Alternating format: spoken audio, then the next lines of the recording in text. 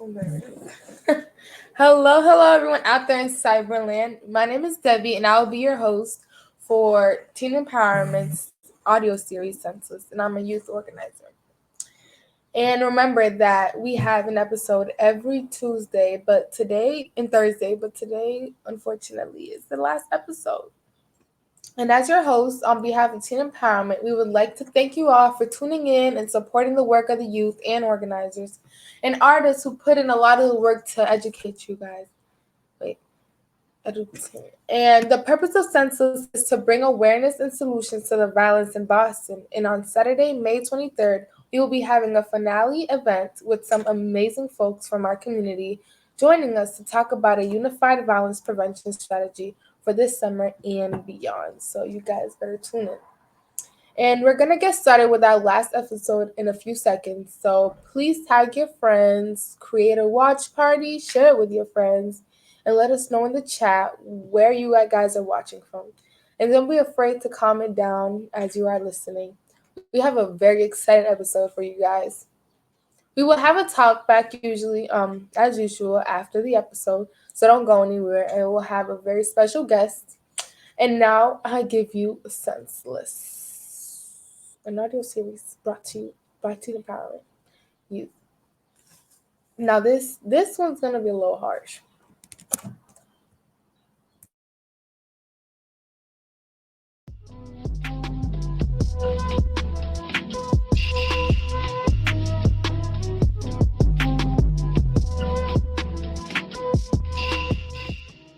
Here we are, tuning in to episode 7 of Senseless. Episode 6 was off the chain. I'm not even going to tell you what happened. So if you missed it, I highly suggest that you go back and watch it. But for now, do not touch your device. Listen to your last episode of Senseless.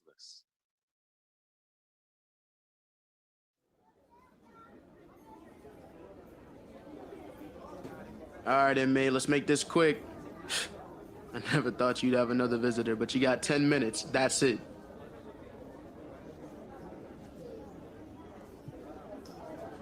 Hey, Trey.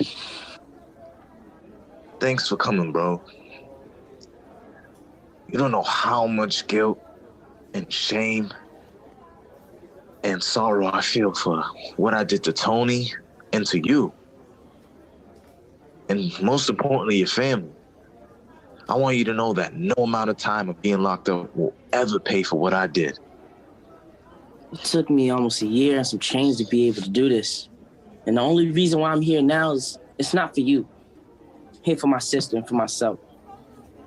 I realized Tony was right. She didn't want me to be consumed with bitterness, hate, and revenge. I was in that space for a while. I'm not saying I'm completely out of it, but I'm working on it. I'm so grateful to hear that, man. I mean, I put you through hell, and I hope that one day you'll forgive me. To be honest, I'm working on forgiving myself for letting you down. And also for letting me get caught up in this senseless cycle of violence. I mean, before I shot that gun, I knew it was senseless. But because I was empty, I allowed the negative forces that were empty also to fill me. I'm so sorry, Trey. I hurt you. I hurt your aunt. I hurt your family. And I hurt our community. I really miss seeing you, man. The times we spent on that court was a bond that I will never forget. Your auntie Cheryl was so good to me. I miss seeing her. I miss her cooking too. How is she? She's doing good. Trying to heal. She's been trying to help me and my dad develop a healthy relationship. Dad? Wait a minute, did you just say dad? Oh yeah, bro. I found out who my dad is. You won't believe who. Who, bro? Spill it. Officer Coon's partner. Get out of here. Officer Reggie Price. Yeah, man, Reggie Price. Dang. You were really getting hit from all directions, huh? How's that working out for you? It's been a challenge, but I'm working on that too. Well, congratulations. I'm happy for you.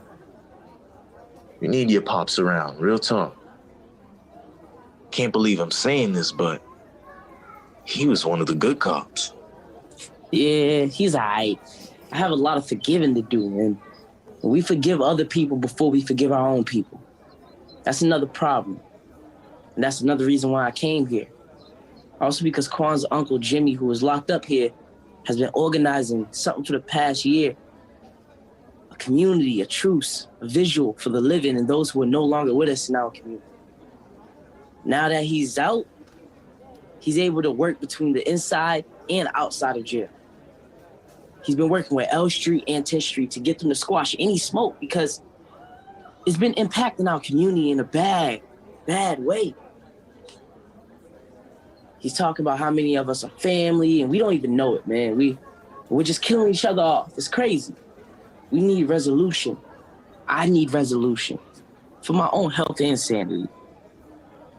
I feel you. Heavy on that. All right, let's wrap this up here, huh? Well, I'm gonna get going. All right, bro. I just want to let you know, this means a lot to me, man. One of the first people to come and visit me. And now that you're here, I feel relieved. I hope you come and visit me again. Yeah, we'll see.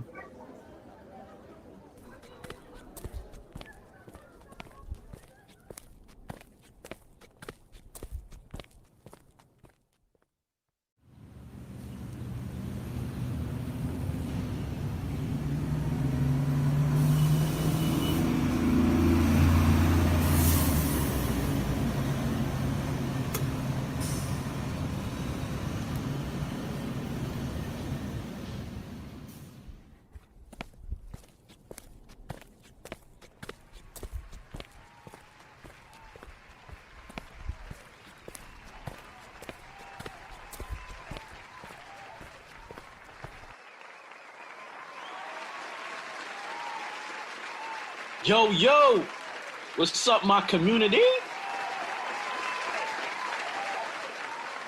Thank y'all so much for being here for today's community truce and celebration. As you all know, I'm Uncle Jimmy. Y'all probably know me as Big Jim. Most of y'all thought I was Big Jim before I got locked up. Well, I was sent away this last time for 8 years. This last time in prison, I realized that as a Black man, I can't just stand by and watch my community go astray. We are a powerful, beautiful people that have been impacted by things of the past that weren't in our control. But we have what it takes as a people to take back control of our lives and our community. This community celebration marks the beginning of us forgiving each other, loving one another, and working together.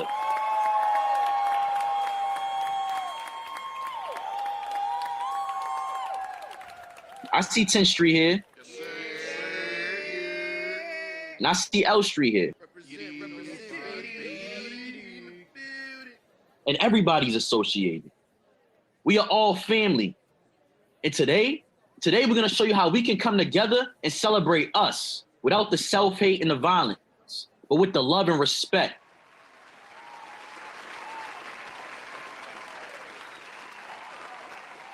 If you thought you were strong before, try this. Try squashing the smoke, the differences and the vengeance, and see where your real strength lies. So today we're gonna celebrate. We have so many intelligent and talented people in our community. We have some of our community members here who are gonna perform today to celebrate us. We have Nana, who's gonna do a song for us, and none other than Trey, who's gonna spit some fire for us. But before we get started with them, I got this one joint I sent my nephew some time ago. And I don't know if I ever reached out to you guys, but I definitely want you guys to take a listen.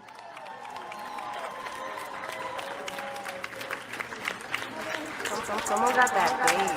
First things first, I think the worst things first. Introspective with my thoughts out on my worst days. Worst disconnected from myself. I need perspective on my health. Been reflective, they feel threatened on my worst days. Cursed. Hey, first things first, I think the worst things first. Introspective with my thoughts got on my worst days. Worst disconnected from myself. I need perspective on my health. Been reflective, they feel threatened on my worst days. Cursed. I've been in my head.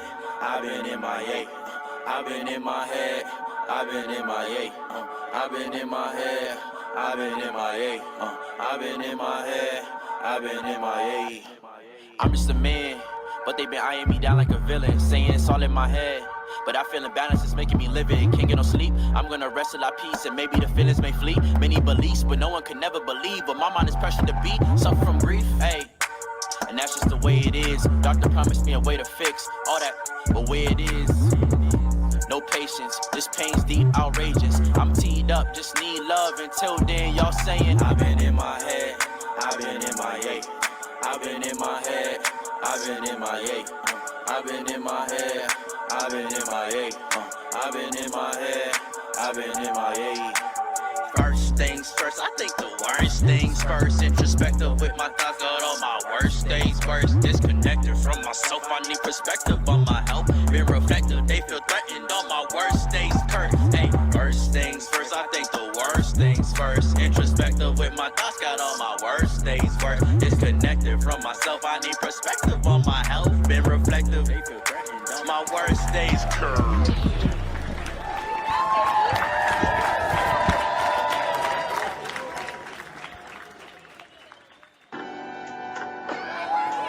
So caught up in my head, so many things going unsaid. Maybe it's time for something new. My closure's overdue. Why can't you see that my mental is not the same? Then when it's too late, I'll let you feel the shame. But you caused all the pain that I feel. I keep asking if it's real, and it is. So listen, pay attention. My mind is still stuck, and it sucks. So please free my mind. Free my mind of this poverty I see every day. Free my mind of education that seems fake. Whoa, whoa. Free my mind of a random bullet that may come my way. My way, my way. Free my mind of racist things that might make me feel so much hate. Whoa, free my mind of all these things. Free my mind of all these things. Whoa, I'm chasing dreams that may challenge me 'cause of my skin. Whoa, the line between love and hate is very thin, but I choose to let my voice shine within. I won't give in, I'm too good. All of your games, that's the shade. Starts to spread on me. Can't you see it's contagious? It's outrageous. Got me stressing, so depressing. Free my mind of poverty that I see every day.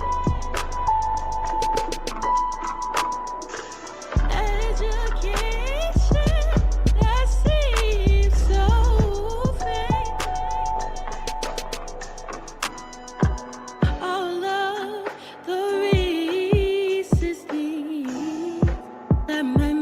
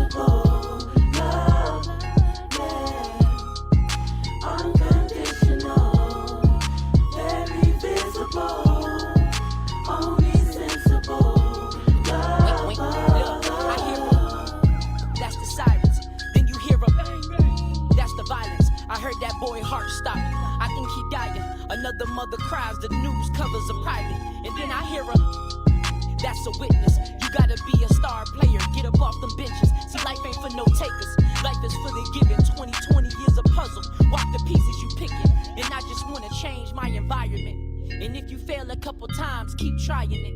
And all the product on the street, don't be buying it. It gotta be black owned if I'm trying it. See, my lyrics, my community, I'm tying it. I got a plane full of my people, and I'm flying it. See, don't worry about me, I'm only promoting peace. It's for every black boy that's hopeless and couldn't breathe. Wink, wink. Unconditional, very visible, only sensible love, yeah.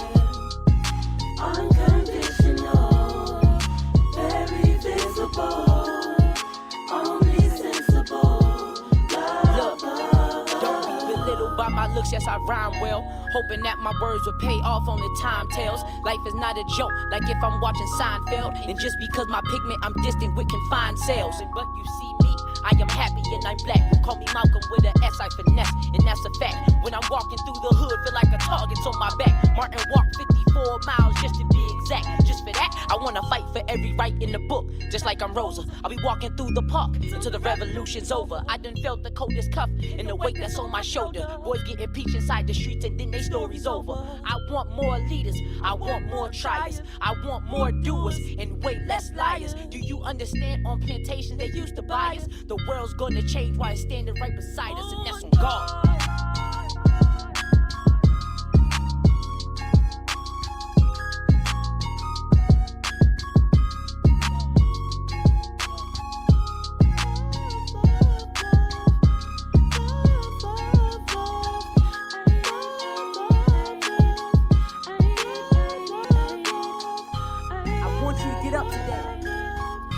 I want you to fight for what you want. You know, everybody has their problem. The situations is very difficult, I get it. But you need unconditional love. But keep fighting. No matter anything, keep fighting.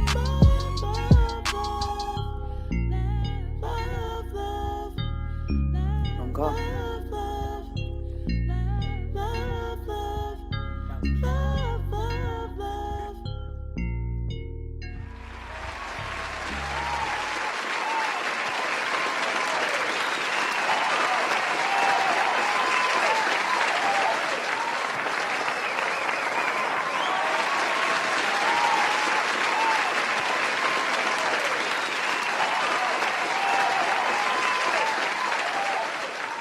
I want to thank my community for this day that we are honoring us. Let this be the beginning of a new us. I have commitments from L Street, 10th Street, and others from our community about how we're going to move forward with this truce and focus our efforts on fighting together to get what we need as a community. Let's leave here inspired and in peace and never go back. Love y'all.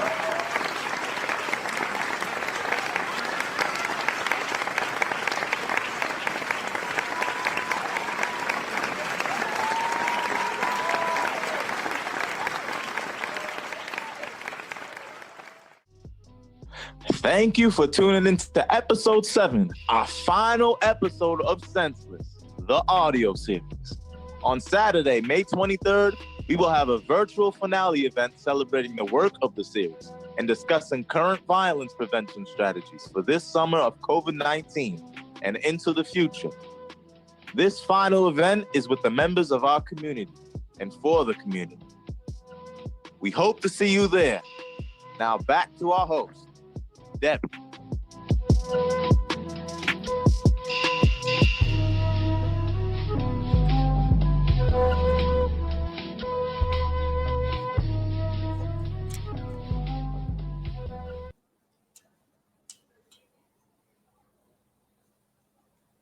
Hi guys, and welcome back to Teen Empowerment's Talk Back of Senseless, the audio series. I am your host, Debbie, and I hope everyone enjoyed Senseless. Joining us for our talkbacks are some of the characters from tonight's episode, along with Teen Empowerment's Executive Director, who will be discussing how tonight's episode relates to their lives. Please welcome Izzy, who plays Monty, C4, who plays Trey, Ja'Cory. Wait, is C4 on? Anyways, Ja'Cory, who plays Uncle Jimmy. There you go. And our special guest, Abigail Forrester. Did I say her name right? Forrester? Teen Empowerment Executive Director. Thank you all for joining us. So, straight to it. So, Abigail, can you please tell us how this episode relates to your life and why you think having a discussion about this episode is important? Yeah, no, I want to say thank you, Debbie, and the rest of the YOs for holding this down. This has been like Oh, an we can't amazing. hear you. Is there a mute? Am I on Oh, there we mute? go. Can you hear me now? Yep. Okay, I just want to thank you all for holding this Oh, down, man. you're This has been an amazing series, and Debbie, you've done a wonderful job being the host of this. Yeah, this relates to me directly because one, many folks know that I've been incarcerated. I was like on the front end of the mandatory minimum good. sentence Now we can. and did a 10-year mandatory sentence. And, just the story of listening to how Jimmy was talking about the impact of his choices, and this episode really, it's just really this ripple effect of how you make a choice and you think you're making that choice that's only going to impact you, but it has a ripple effect on your family and the people that you love. And for me directly, when I first ended up incarcerated, I had my first child and she was only 5 months old when I went away. And so that was very impactful to me and had me really thinking about the decisions and choices that I would make as my life moves forward.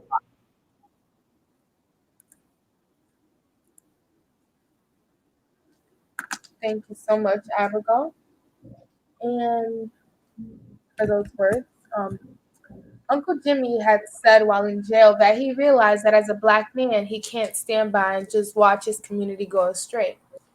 As a black man who was incarcerated and came out working as an activist for your community, before you were incarcerated, were you participating in standing by and watching your community go astray? What made you see it and what was your turning point? Yeah, no, I was not only standing by and watching my community go astray, I was an active participant in perpetuating some of the sort of what I call liability dynamics that existed in my community because I was suffering from my own, trauma, my own sort of negative experiences, and really like not being clear about how to make good choices in life because of the things that I had gone through in my community. So I wasn't just a bystander. I was like, these are the things that I had to evaluate myself and really take a look inwardly about who I am and what am I going to perpetuate as somebody who supposedly loves my community, but I'm making choices that really not only hurt my loved ones and my community, my community and my loved ones, but also like the community at large.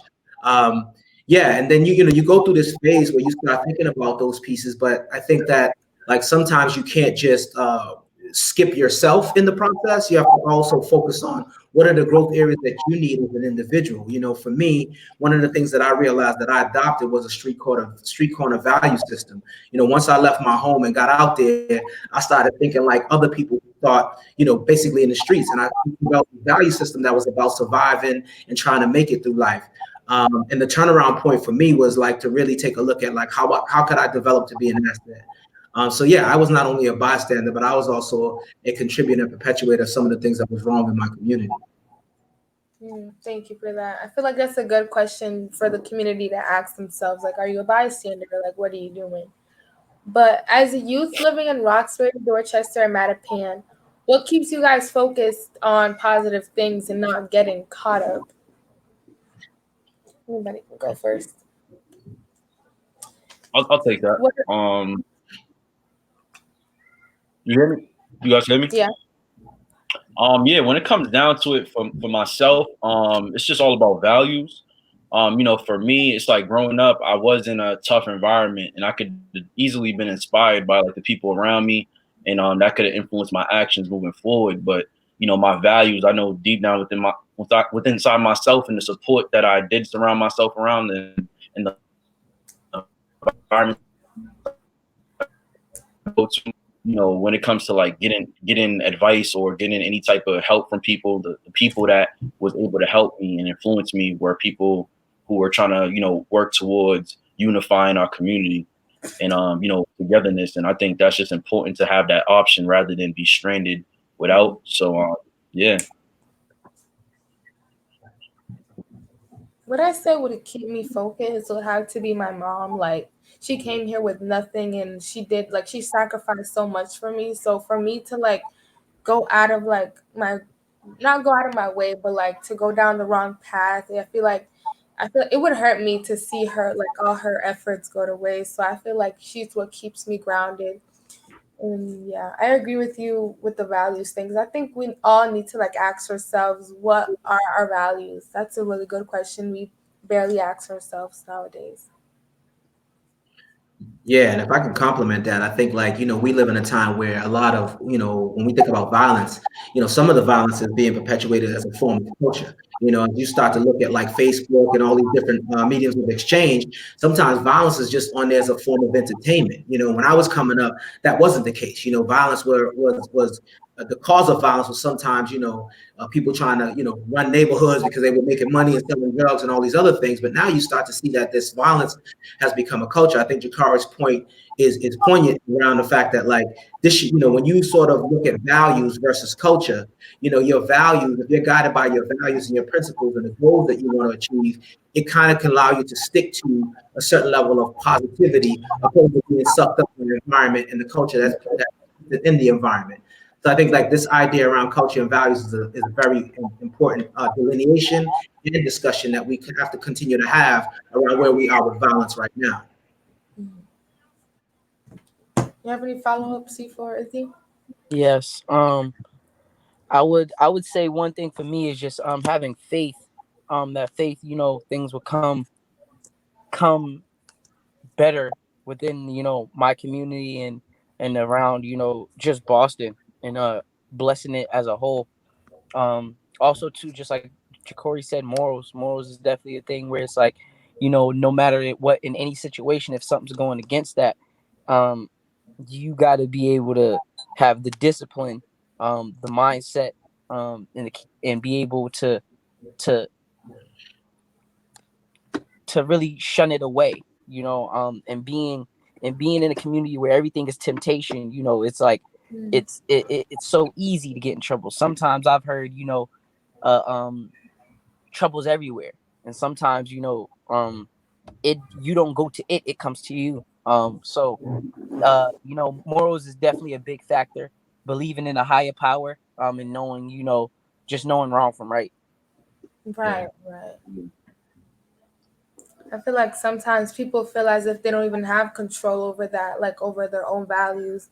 And I feel like that's where you like give in and like start letting, like, I don't know, whatever the system might be, like define your own destiny and whatnot. Yeah. Yeah, if I could say something to that point real quick too, I think like, we all have different levels of resilience, and it's powerful to hear the young men on here talking about, morals and values and being able to, be resilient.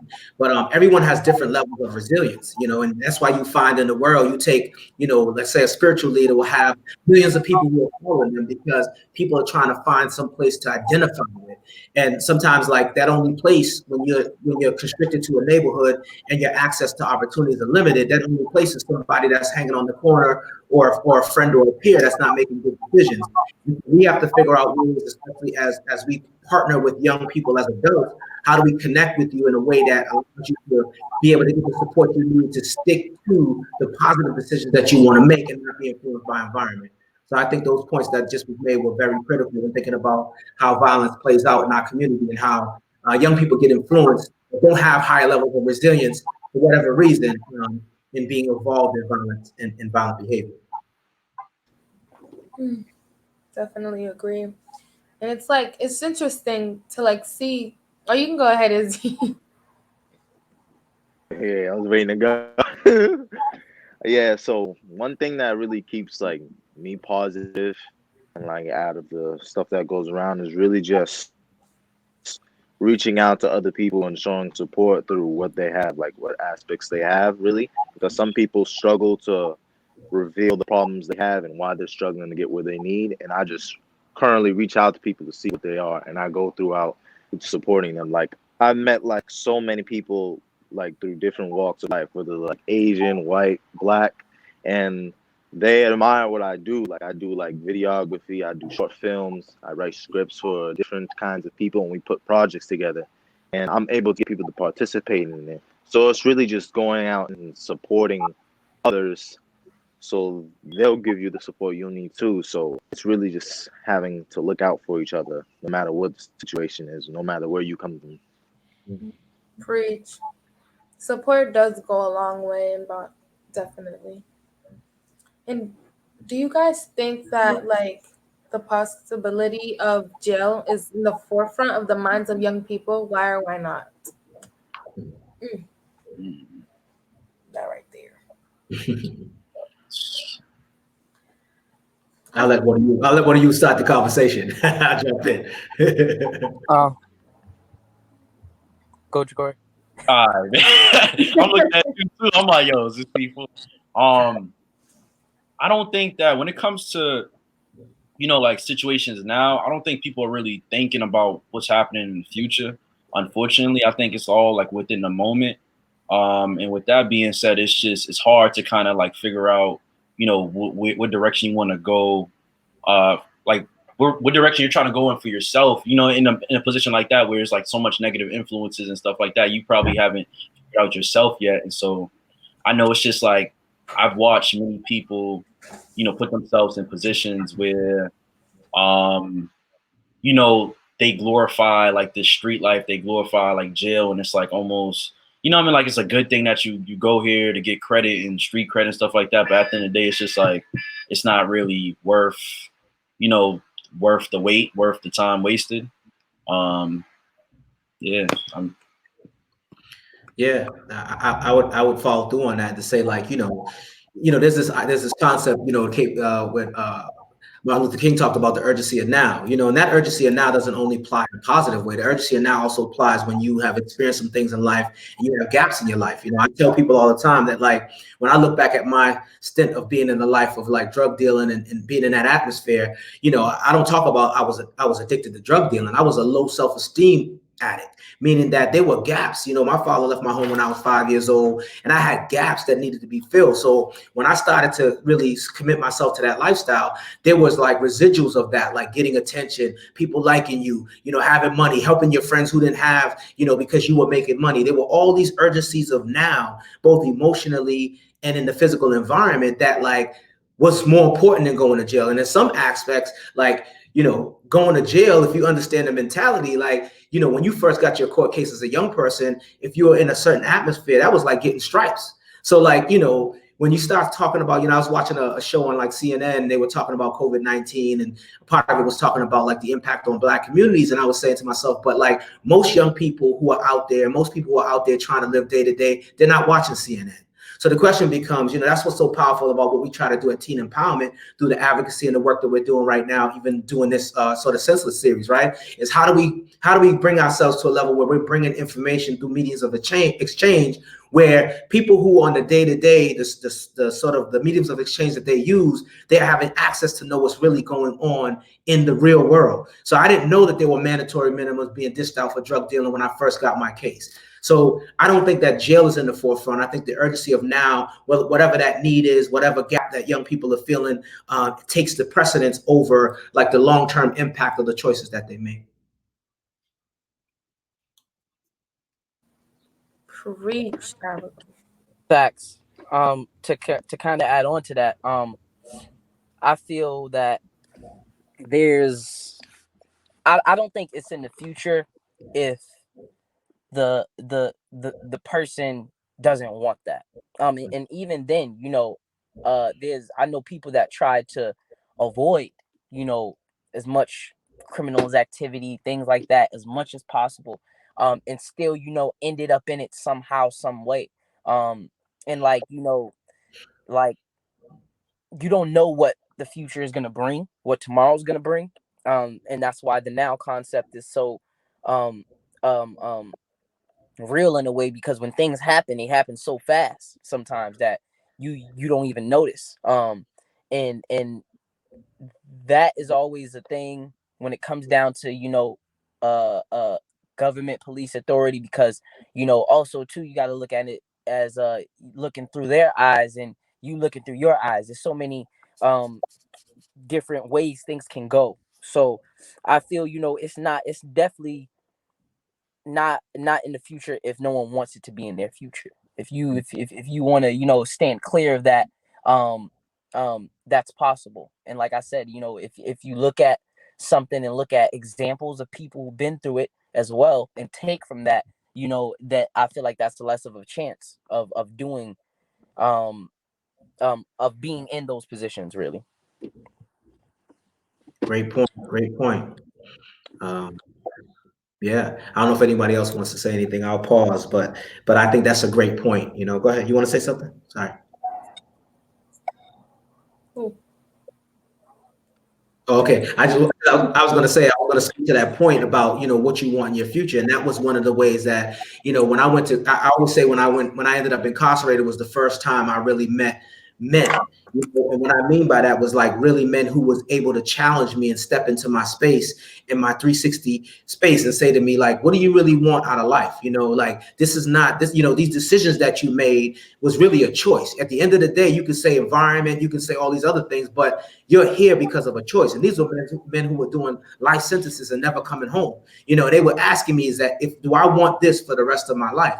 And so I had to really take a step back and really think about like, because as the young man said, C4 said, like there were people who actually were that I grew up with that were navigating and didn't end up where I ended up because they were fortified and made different choices, right? So at the end of the day, we can always classify and say like this outcome is going to be my outcome because that's the easy way out. But there are other people who are making different choices and taking risk, quite frankly.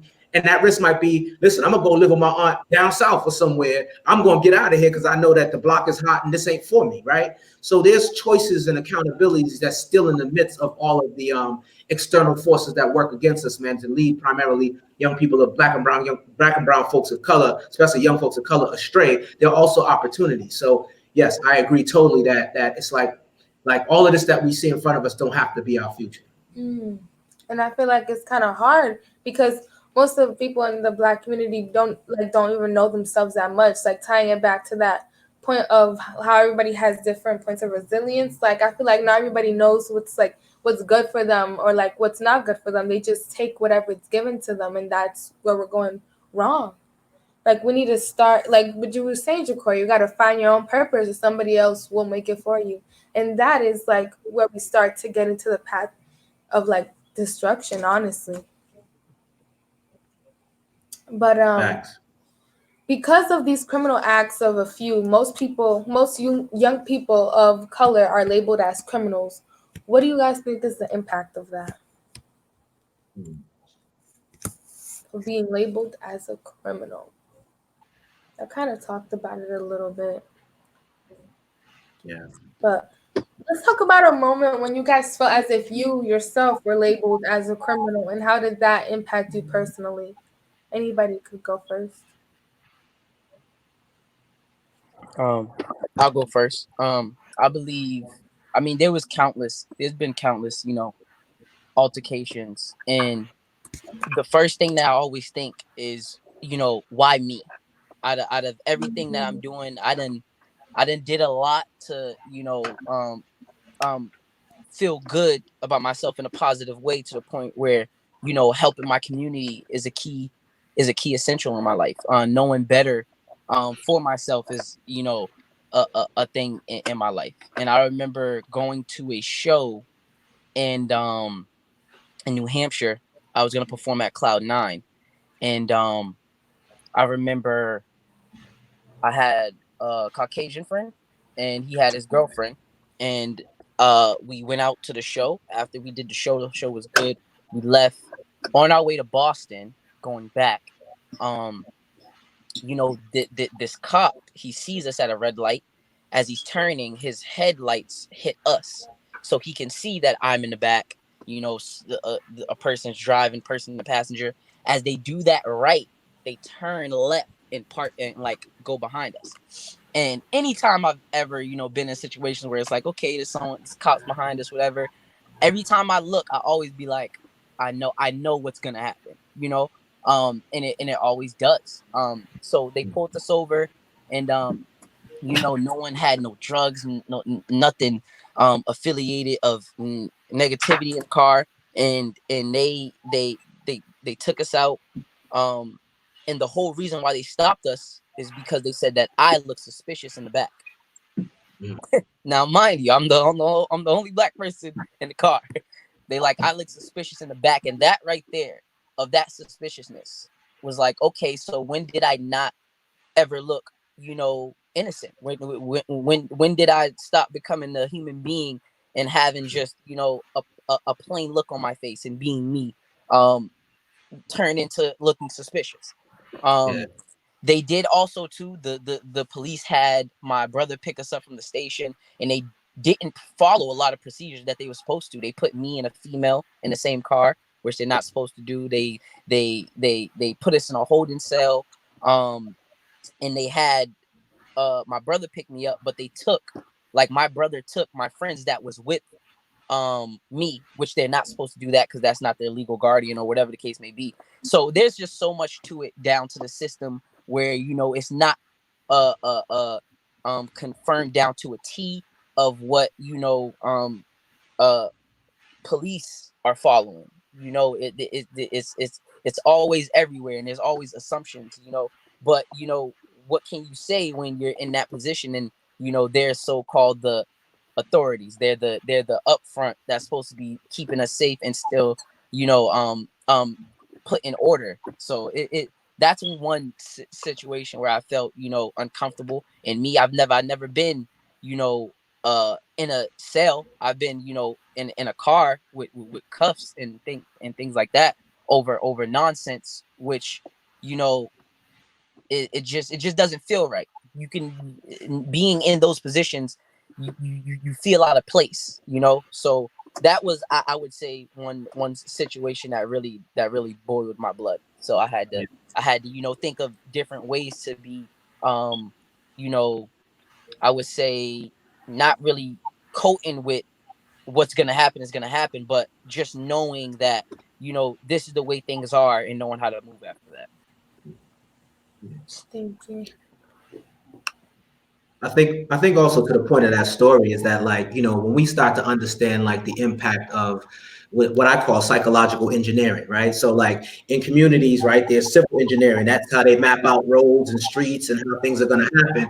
But there's also psychological engineering. And that psychological engineering creates a level of imagery that, like, as soon as you see something, you identify it as being something, right? So through media and all these media exchange, there's a constant bombarding of showing primarily black males, right? Black and brown males in risky situations, in situations where they're seen as being a suspect, right? And so the more and more that projection is put out there, not only because I've been on both sides, right? I've been like sort of like, when I say both sides, meaning that I've been rightfully seen as being suspicious, to be honest. And I've been on the side where like I'm not doing anything and I'm being classified as being a suspect of something. But I also understand that like there's this constant medium of exchange around what black people, black males are capable of doing. And they start off looking at us from a risk standpoint, opposed from a humanistic standpoint. And so all of these pieces play a role in how we get dealt with, across the board. One of the challenges that I've seen even over time, and how, again, I think culture plays a role in some of this imagery. Is like when I was coming up, you knew the young men and young ladies who are like positive from those who are negative, right? Now you got young brothers and sisters who are like want to go to college, aspire to go to Spelman, but they walking with swagger like they're a drug dealer. They're wearing chains and going to get the cheap, going to the dollar store and getting like the fake gear, looking like they're gangster. And it's like, but they're not even in the gangster life, right? So there's all these things that's now playing a role that has led to an overall classification of our community and our young people that we got to be careful of. And I'm not saying it justifies being wrongfully profiled, but like the culture has been infested with this imagery that like, if I don't wear my pants sag and if I don't got, even if I'm a good kid, I don't get no love. You know what I'm saying? And so that all of this is built into, I think, some of the ways on how we're being addressed. Again, it doesn't justify these treatments that we get, but all of this bombarding of imagery around who we are and who we're not is really hurting us on many levels. I agree. That's a fact. Corey, is it you guys have any follow up on how like in a moment where you felt Yeah, just criminalized? yeah, just following up on that. Like at that situation, you just feel powerless because you got someone on the side of the law that's against you, and it's really just like a system that's designed to keep people like us down. Because I remember, I think this was about 2 years ago. I think I was only 16, and I was coming from the hospital when my cousin got murdered. And my dad was driving, and we got pulled over. Like right when we pulled off, we got pulled over. Now there's cops everywhere because of an incident that just happened. My cousin got killed. So as he pulls us over, instead of going to the driver's side to inspect my dad, he comes to my side. So at the moment, he's asking me for my ID and my registration.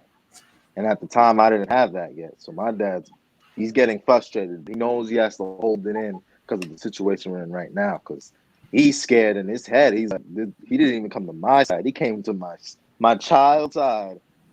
He can pull out a gun anytime, and pull it off if he wants to. He didn't even come to my side, and he's keeping my son hostile at this sort of situation. So it just came scary at that moment because, like, at any situation, there's nothing you can really do because you feel powerless. Exactly. And it's like a really traumatic thing to go through. Sorry that had happened to you. And thank you guys all for sharing. And we really do need to have conversations on the psychological effect that these traumatic experiences have because we come to, like, we go home and we start thinking, like, is there something wrong with me? Like, you start, looking inside and, like, feeling bad about yourself. And that's kind of a way where they try to control us. And, like, you were saying, C4, like, you knew that they weren't supposed to do that. You knew their procedures. So that's why it's heavily emphasized to know your rights, especially in the black community. Because they And try the thing is, to. too, knowing your rights can also get you in sticky situations. So it's like, speaking against that and speaking against that authority and that force, it's like, well, no, because this is how. And to think about it, I'm not even in my neck of the woods. I'm there for a show. I'm there because I'm an artist. I'm there because I just left a venue, and this is a so-called routine traffic stop with a suspicious person looking back. So yeah, but continue. It's okay. And it sucks that they don't even like listen to the story or listen to like why you're there. They're like Abigail was saying, they just look at it from like a negative point. They don't even start looking at you as a human. That's why we just and also Izzy, like your dad, we need to emphasize on procedures where we have like know how to handle the situation. It's unfortunate that we as the community need to do that, but to protect ourselves and those we love to be able to do. But I just want to thank you guys again for tuning into the final episode of Senseless, the audio series.